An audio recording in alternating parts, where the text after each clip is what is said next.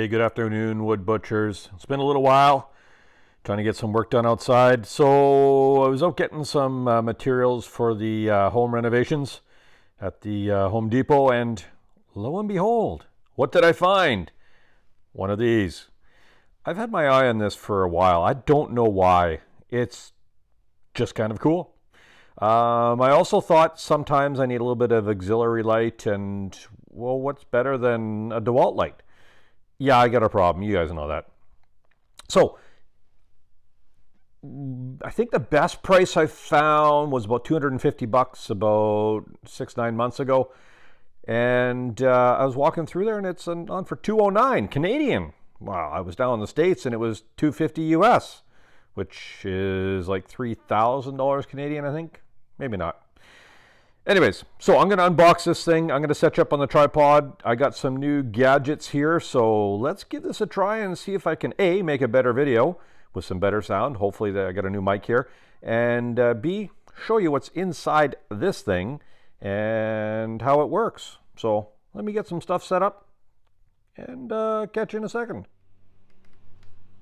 Okay, so we're going to open this up. We got the obligatory horrible tape that never holds when you need it to, but is far too strong to, just adjust and remove quickly when you want to. Alrighty, so we pull these tabs out. I don't know, can you see me? Can you see anything I'm doing? Again, the camera's up on a new tripod thingy. I'll show you at the end of the video what I've got set up here and see if it's working any better for you guys.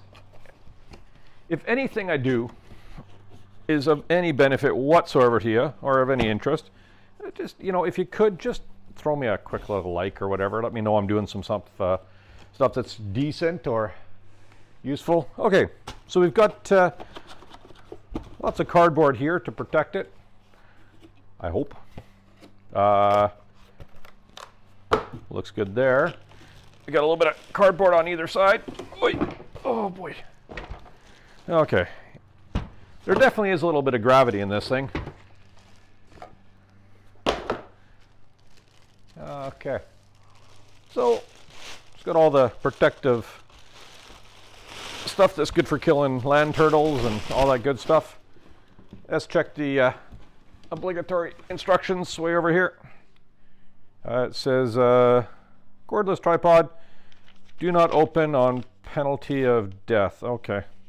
I'm sure there's a bunch of things I'm going to have to figure out, but if I don't figure it out, then I'll worry about it. Hey, cool.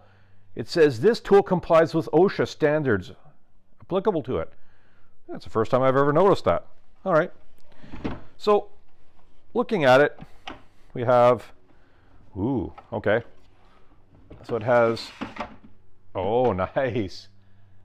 The handle there extends the tripod. I think I'm going to have to change the angle for you guys because I don't think it's going to work 100% the way I'd hope. But looking at the business end here, it looks like we have a couple little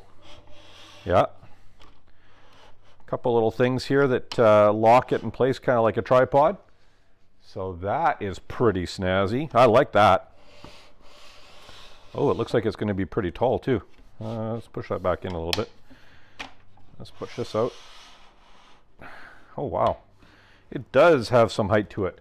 This is going to work really good. I got to do some drywalling, and I always like to have a light on it when I'm drywalling, just so, especially when I'm sanding, to know where I've sanded and kind of get it pointing across the wall. I usually find that helpful. I know that Festool makes their new drywall sander, and it has a light built into it. Pretty cool stuff, but for what I'm going to do, I have the black and yellow version of it, and it doesn't have a light, so this will suffice to say. And then if I need some more lighting for one of our unboxings or stuff like that, let's see if that'll work for there. So I'm going to switch things around a little bit more for you, and then let's go from that. Okay, so it looks like if you press this button, the legs drop out, and you lift this part up, and then we have all three legs that are working. Let's get the box out of the way here. Okay, I like it. So it sits up really quite nice on all three legs. And if we move this out here, down here is where you put your battery.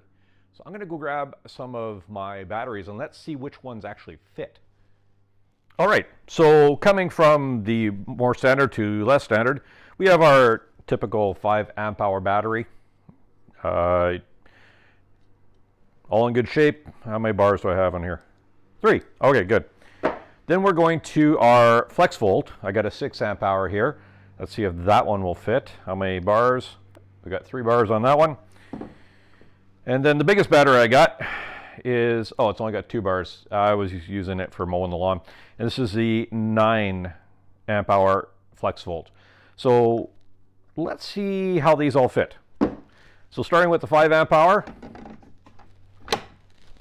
fits in real good. I'm going to turn it on. Can you see? You probably saw a little flash there. It lights up the ceiling. That's good. Okay. And it comes out easy, which is nice. I always hate it when these things get lodged into something, especially when it's a tight spot like that. And again, it's hard to fart with it. Okay. 6 amp hour. Fits in good. I'm good with that. Okay. Let's turn it on. Just as bright, so no change that way. That's good. So meaning that 5 amp hour will be fairly useful. Let's turn it off there. Pull the battery out. Again, battery comes out nice and easy. And let's try the big boy. Or big girl, doesn't matter, whichever one. And it fits. Not a whole lot of extra space, but it fits. So we've got 9 amp hours of runtime on that. We'll turn it on. Again, just as bright as all the other ones, so that's good. It really doesn't matter what you throw in there. It's all going to be about the same brightness, so that is fantastic. I'm going to turn that off and pull this out.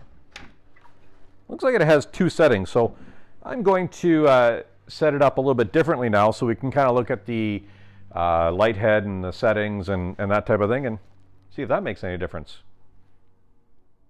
Okay, so now that I have everything set up, I'll just give you a little bit of a shine across that way, sort of for all of the components. Oddly enough, it has like 3 settings. So here we have full brightness, and that's, I know it doesn't show up quite as much on camera, but that really does add quite a bit of brightness. If we go to the next setting, you're going to probably see some flicker because it looks like it's pulse width modulating. So again, not quite as bright. Again, you can't tell it with the human eye. It goes to a even slightly dimmer one, which is, you know, much easier on the eyes, and then right off. So from that perspective, from filming, you would only want to have it fully on. The other ones, depending on your camera or that type of thing, you may get some frame flicker, and otherwise, it looks pretty good. I haven't had it on for very long. It's got lots of cooling fins in it, so let's get a closer look at that head. Okay, so the head is pretty straightforward. It will move up and down based on these little collars I showed you before. So when it's up, if you pull up on the head, it goes up. And then you'll have to lock the collar. Is it going to hold there for a brief second? Oh, come on. There we go. So you have 2 internal shafts here. So from my perspective, it's going to get pretty tall, which is good for shining down on stuff. But the head only rotates, gives you a good 90 and a little bit down. You can't really shine downwards at too much of an angle. Again, depending, I guess, on how tall it goes, that could be a benefit. The head nestles into this part, so it tends to, when it's nestled down in the travel position, it protects the whole end of it. Looks like it has a standard circuit on board, cob, little LED there with some reflector component. I don't know how much that would do actually, but certainly bright enough. I'm going to get this all set up in its full height against a sheet of plywood, and then you can kind of get a sense of how big this thing really is. Okay, here's some plywood I'm going to be using for my next shop project with some pack out stuff. But if we look at it, it's a good 7.5 feet tall. So pointing down should work good. Let's turn it on, see what kind of light it throws on everything there. Beep.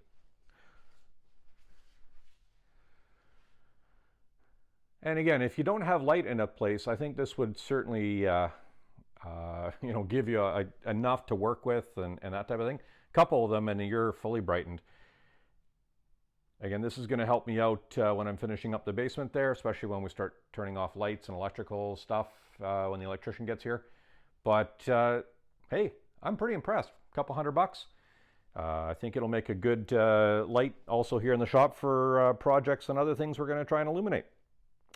Hopefully this gives you a good overview of what these lights are like. I was pretty excited to pick one up. Hopefully it's going to do you some good as well. Like I said, if a little bit of stuff helps you out, just hit the little like button. That'd be much appreciated. Otherwise, go outside, make a mess, go have some fun, and I'll see you in a little bit.